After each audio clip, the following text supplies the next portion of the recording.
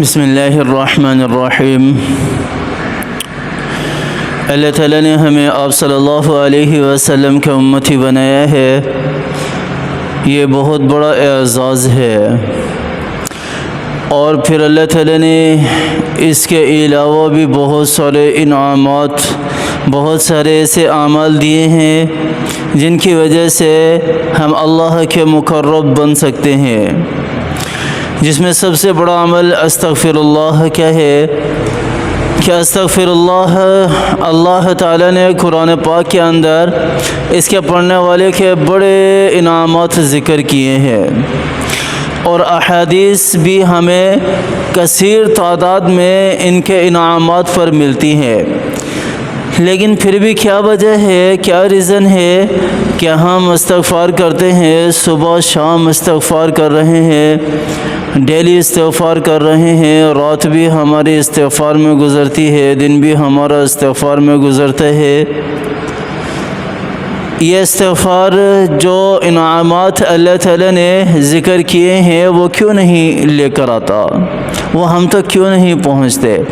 حالانکہ ہمارا خاصہ، ہماری صفت یہی ہے کہ اللہ تعالیٰ کے سامنے اگر ایک مرتبہ بھی ندامت اختیار کرتے ہوئے اللہ کے سامنے گڑ گڑائیں، اللہ کے سامنے استغفر اللہ کہیں، تو اللہ تعالیٰ کی ذات تو ویسے ہی سارے کے سارے گناہ معاف کر دیتی ہے۔ اور اللہ تعالیٰ کی ذات کہتی ہے اجیب دعوت الداعی اذا دعان، میرے بندے جب تو مجھ سے مانگتا ہے تو میں تجھے دیتا ہوں، پھر تو جو مجھ سے مانگتا ہے میں تجھے دیتا ہوں۔ ایک مرتبہ استغفر اللہ کہنے پر شرط کیا ہے؟ شرط یہی ہے کہ وہ استغفر اللہ ندامت کے ساتھ ہو، ندامت کے ساتھ ہو۔ آخر کیا وجہ ہے جس کی وجہ سے یہ استغفار ہم ندامت بھی اختیار کرتے ہیں، ہم توبہ بھی کرتے ہیں، سب کچھ کرتے ہیں، لیکن پھر بھی جو ہے یہ استغفار کے فائدے جو ہے یہ ہمیں میسر نہیں ہوتے، یہ انعامات اللہ تعالیٰ کی طرف سے ہم تک نہیں پہنچتے۔ قرآن پاک کے اندر اللہ تعالیٰ نے بنی اسرائیل کے لوگوں کی ایک صفت بیان کی ہے، جس کی وجہ سے اللہ تعالیٰ نے ان کے اوپر ساری کی ساری نعمتیں جو ہیں وہ روک دی تھی۔ پھر چاہے وہ استغفر اللہ پڑھیں، چاہے کچھ بھی کریں، لیکن اس ایک گناہ کی وجہ سے اللہ نے ان کے اوپر جو انعامات تھے، ان کے اوپر جو اللہ تعالیٰ کی نوازشیں تھی، رحمتیں تھی، وہ رحمتیں جو رحمتوں کے دروازے جو ہے وہ بند ہو گئے تھے، صرف ایک وجہ سے۔ وہ ایک صفت اللہ تعالیٰ نے بیان کی ہے۔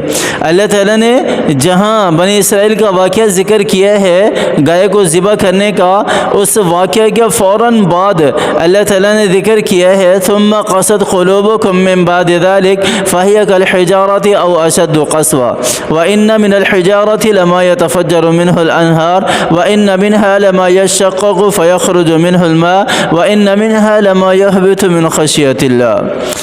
اللہ تعالیٰ فرما رہے ہیں یہاں اس آیت کے اندر کہ ان بنی اسرائیل کی نافرمانی کی وجہ سے اللہ تعالیٰ نے ان کے دلوں کو سخت کر دیا۔ ثم قست قلوبکم من بعد ذلك فهي كالحجارة، پتھر کی طرح، او اشد قسوة، یا اس سے بھی زیادہ کوئی سخت چیز ہے اس کی طرح اللہ تعالیٰ کہہ رہے ہیں کہ میں نے ان کے دلوں کو کر دیا تھا۔ اور یہ دل جب پتھر ہو جاتا ہے، اور یہ پتھر دل اس وقت ہوتا ہے جب ہم اللہ کی نافرمانیاں کرتے ہیں، جب ہم گناہوں کی زندگی بسر کرتے ہیں، جب ہم اللہ کی پہ در پہ نافرمانیاں کرتے چلے جاتے ہیں، پھر ہمارا استغفار جو ہے وہ ہمارے کسی کام کا نہیں ہے۔ مولانا رومی رحمہ اللہ نے بھی کیا فرمایا تھا اس شخص کے بارے میں جس نے پوچھا تھا کہ استغفر اللہ جو ہے یہ ہمارا اثر انداز کیوں نہیں ہوتا، انعامات اور جو بھی کرامات ہیں، رحمتیں ہیں، انہیں کیوں نہیں لے کر آتا؟ تو مولانا رومی نے کہا کہ اللہ کے بندے گناہ چھوڑ دے، گناہوں کو چھوڑ دے گا، گناہوں کی زندگی سے باہر نکل آئے گا تو اللہ تعالیٰ سارے کے سارے بینیفٹ جتنے بھی ہیں استغفر اللہ کے، یہ اللہ تعالیٰ تجھے دے دیں گے۔ اب گناہ صرف نافرمانی یہ نہیں ہے کہ ہم نماز نہ پڑھیں، یہ نافرمانی ہے، قرآن کی تلاوت نہ کریں یہ نافرمانی ہے، روزے نہ رکھیں یہ نافرمانی ہے، والدین کی نافرمانی کریں، ان کی بات نہ مانیں یہ نافرمانی ہے۔ صرف اسی کو نافرمانی نہیں کہا جاتا، بلکہ ہمارا ہر قدم، ہر لمحے ہم نے جو زندگی بسر کرنی ہے اس میں دیکھنا ہے کہ میں کسی کی حق تلفی تو نہیں کر رہا، میں کسی کا حق پامال تو نہیں کر رہا، میری وجہ سے کسی کو تکلیف تو نہیں پہنچ رہی، کوئی میری وجہ سے دکھ درد رنج میں تو مبتلا نہیں ہے۔ اگر ایسا ہے تو یہ بھی اللہ کی نافرمانی کے اندر آتا ہے، بلکہ یہ بھی اللہ کی نافرمانی ہے۔ یہاں نماز چھوڑ دینا اس سے بھی بڑھ کر نافرمانی ہے، کیونکہ یہ ایسی نافرمانی ہے جب تک بندے سے معافی نہ مانگ لی جائے اس وقت تک اللہ کی ذات بھی معاف نہیں کرتے۔ نماز، روزہ، جو حج ہے، یہ تو اللہ تعالیٰ جسے چاہیں معاف کر دیں، جسے چاہیں نہ معاف کریں، اللہ کا حق ہے۔ لیکن جہاں تعلق حقوق العباد کا ہے وہاں بندے کی طرف سے معافی مانگنا بھی لازمی ہے۔ یہی وجہ ہے کہ آج استغفر اللہ کے جو معجزات ہیں وہ ہمیں نہیں مل رہے، جو استغفر اللہ پڑھنے پر اللہ کی رحمتیں ہیں، جو اللہ کی طرف سے ایک وعدہ ہے خاص انعامات کا، وہ ہمیں نہیں مل رہے۔ یہی وجہ ہے، صرف کہ ہم گناہ نہیں چھوڑ رہے یا ہمیں پتہ نہیں چل رہا، ہم گناہ کر لیتے ہیں۔